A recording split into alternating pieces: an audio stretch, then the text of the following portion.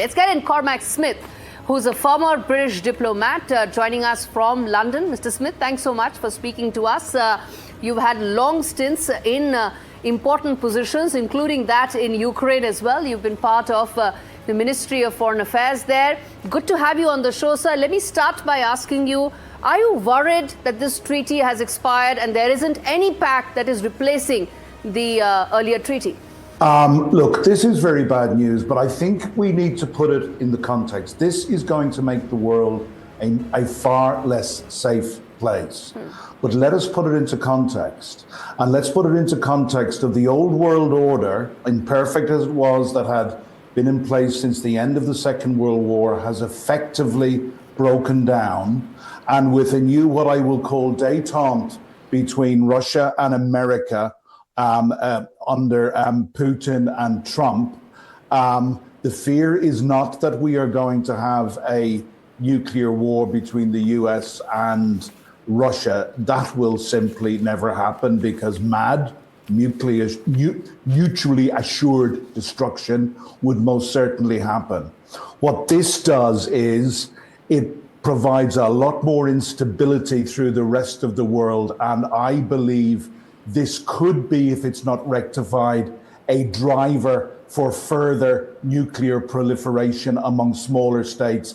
And if I can explain why I think it is, under the new world order envisaged by Trump and Putin, there would be international law becomes less important. Might becomes right.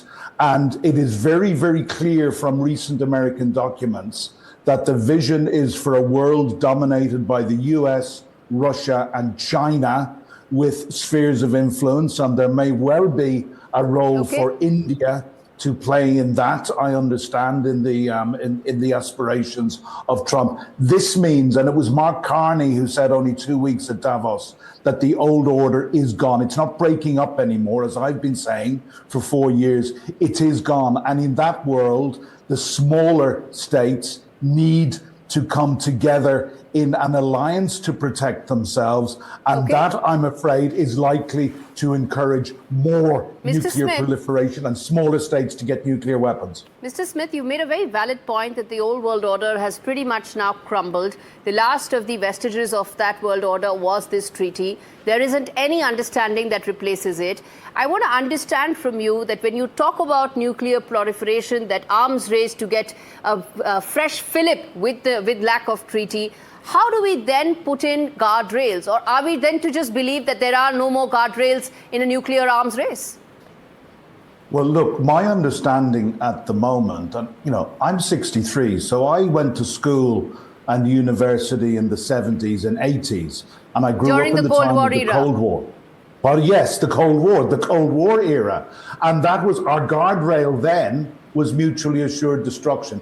This is no longer the case. We have the rising now of a new world order, where, as I said, international law is clearly becoming less important. We heard from Antonio Guterres, the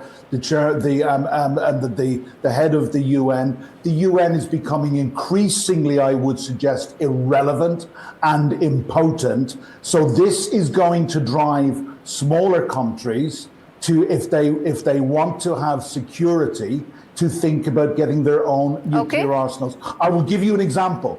If Ukraine had not given up the world's third largest nuclear arsenal in 1994 under the Budapest Memorandum, all of my Ukrainian friends very, very clearly believe that Russia would never have invaded Ukraine if Ukraine had that massive nuclear arsenal. And certainly the people I speak to in Ukraine are very regretful of the fact that they did give them up. And countries like Ukraine may well now be thinking of getting their own nuclear arsenal. Mr. Smith, I understand that's a very important position. Let me now then ask you about responsible countries like India. We've always said we have a no first use doctrine, even though our neighbors, we live in the world's most hostile neighbors, and both sides we have nuclear armed neighbors. Both of them have never said no to first use. So how can countries like India, which have been responsible about nuclear weapons technology, take the lead in such a volatile situation?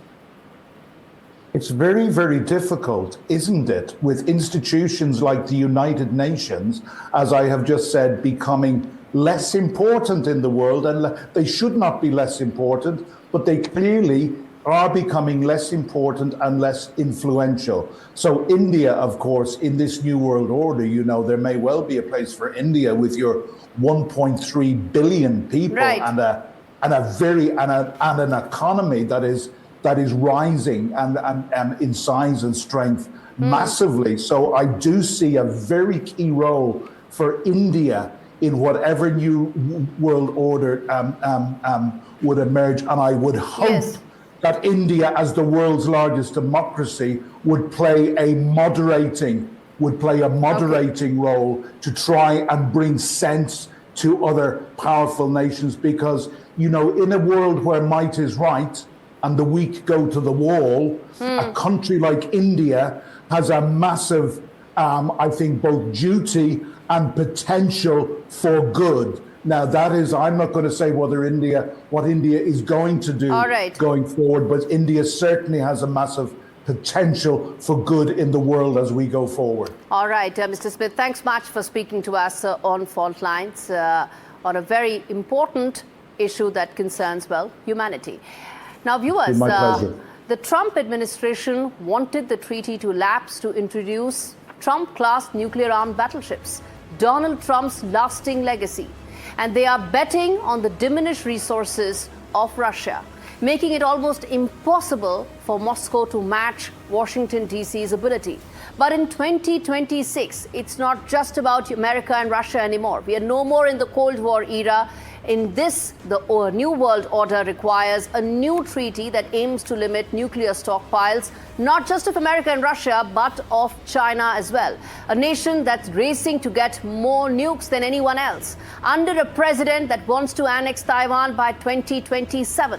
The United Nations, despite being a relic of the Cold War era, must insist on a comprehensive nuke treaty with US, Russia, and China being part of it.